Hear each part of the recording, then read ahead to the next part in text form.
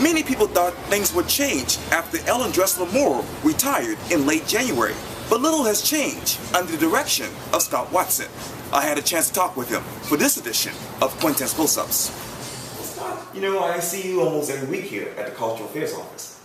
Well, tell me, how are you today? Fantastic. We're Tuesday going into the opening weekend of Spoleto Festival USA at Piccolo Spoleto, so everything is running on all cylinders and full steam ahead of this.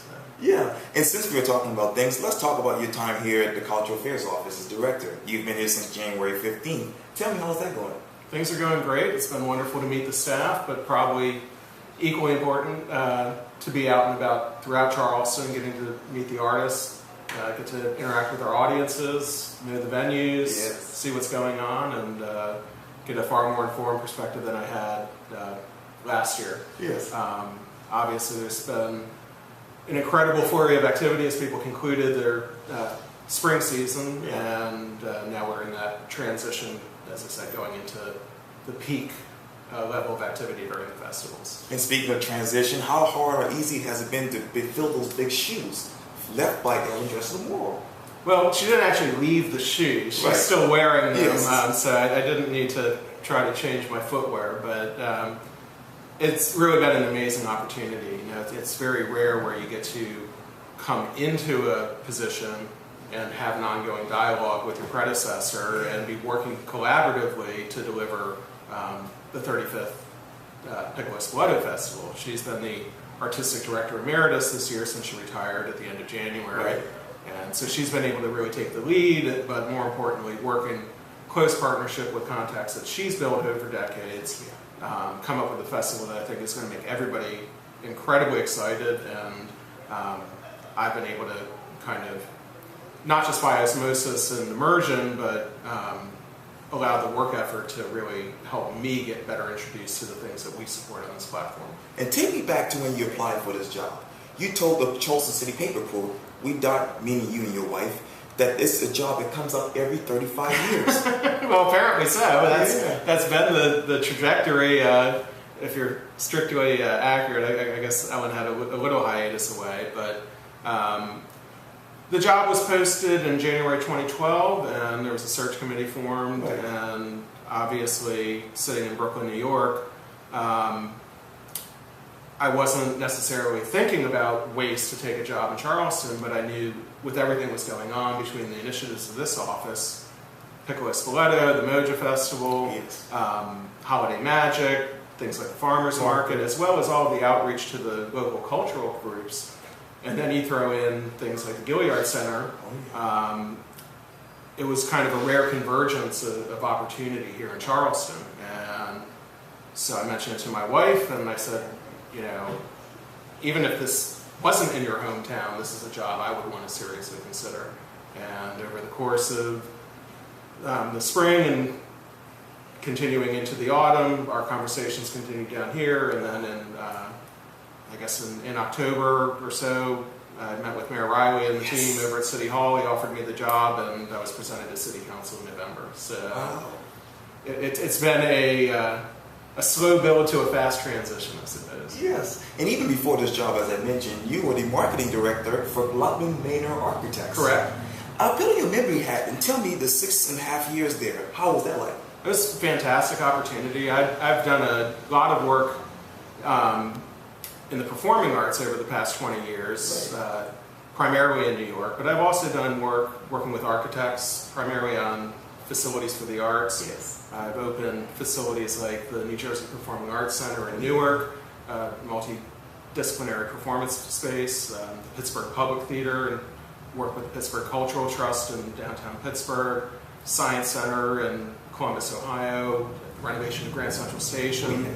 So it was just a great opportunity in New York to work with world-class museum designers and people that work hand in glove with artists that I never imagined having a chance to interact with. Richard Serra, Ellsworth Kelly, Chuck Close, and building the spaces not just for the exhibition of their artwork, but for the creation of their work. So it was a good time there. Obviously, kind of 2008 through 2012 wasn't necessarily the best time to be trying to get museums built.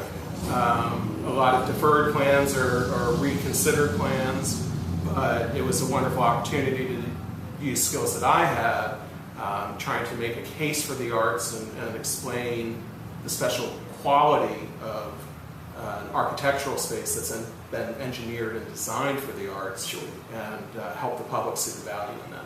But you're not a stranger to Charleston, because I read your wife is actually from downtown Charleston and went to college in Charleston. My wife grew up on LeGree Street, that's true.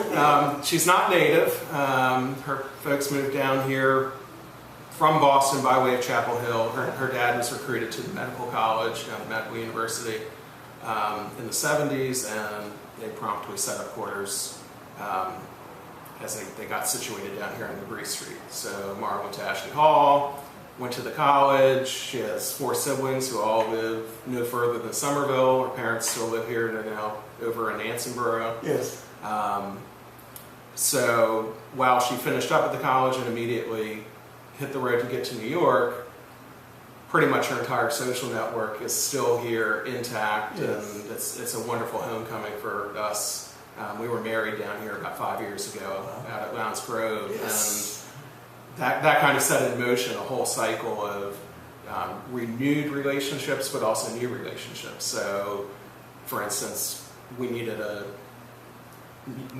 music for our wedding, and my wife had always hoped that one of her college professors, Michael Tyzak, would be able to play at her wedding. Yes. Unfortunately, he had passed away shortly before that, and by happenstance, we got on to Jack McRae at the Post and Courier, who suggested Charlton Singleton.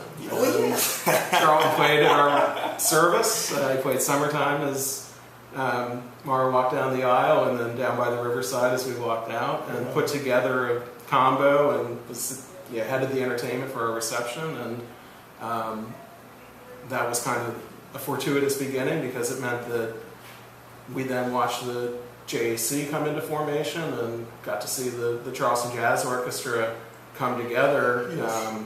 In real time. So being out at the music hall on Saturday to hear Porgy and Bess reimagined, yes. I only wish Mark could have been down here. She's still up in New York finishing up some work at Time Inc. So. Yeah, speaking of that, she's in publishing. Correct. Yeah. So she's had a varied portfolio in New York. She's worked at the New York Times, Condé Nast for Gourmet, Vanity Fair, The New Yorker. Right now she works at Time Inc. across all 24 magazine titles. But she's also done a lot of freelance work. So she's written on Edisto for Gourmet magazine. She wrote, did a good amount of work with Garden and Gun in their first year, and wrote their profile in Charleston in that inaugural rollout.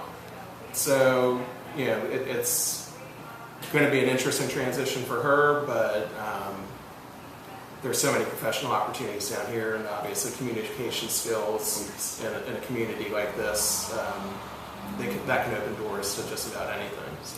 And speaking of freelance, actually you were working as the proprietor, I believe, for Scott Watson-esque. Talk to me about that. I've had a lot of, it shows you've either looked at my LinkedIn or seen my resume.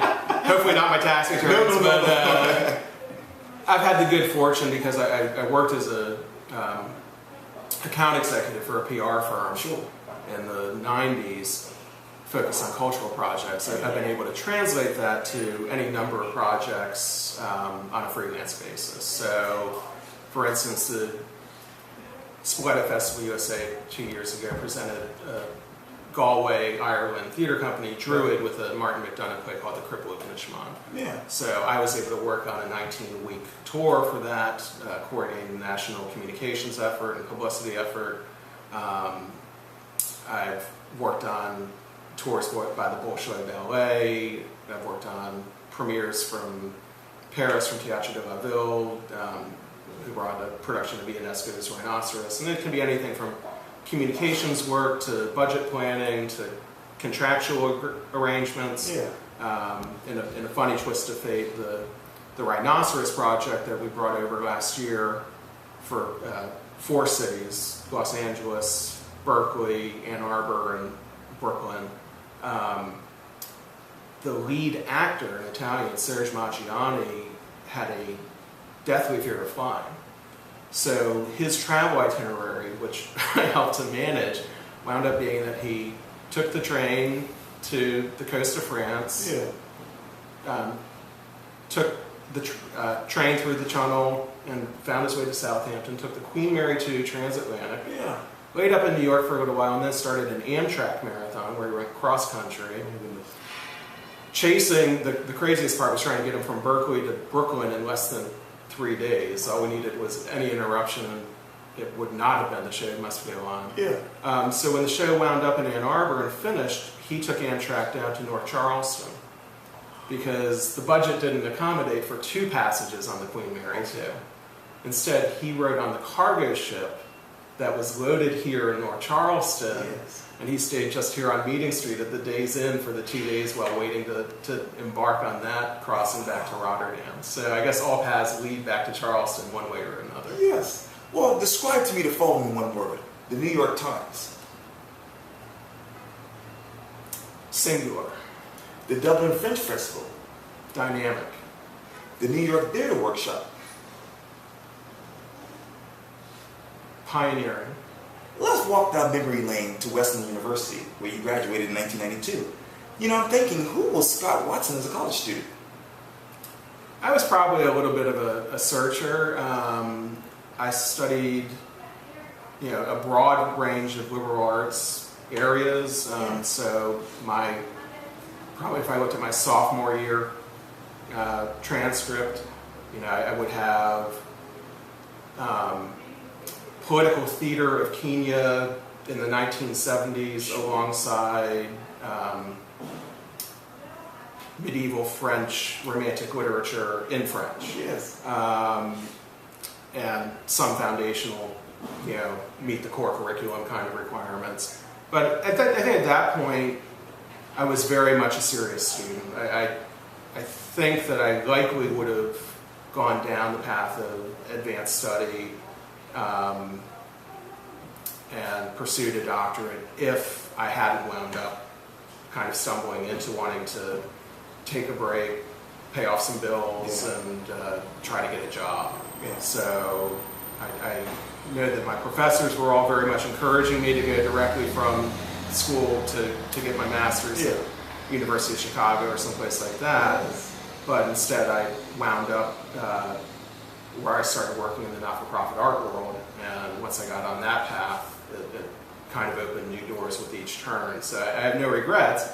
The one place where it did wind up was in 2003, I was returning to America from Ireland, where I'd been the executive producer of the Fringe Festival in Dublin, and I chose to use that time kind of as a self-imposed sabbatical. And I went to St. John's College in Santa Fe, New Mexico, and studied Sanskrit and Vedic literature and ancient Chinese poetry for a year, and earned a master's out there.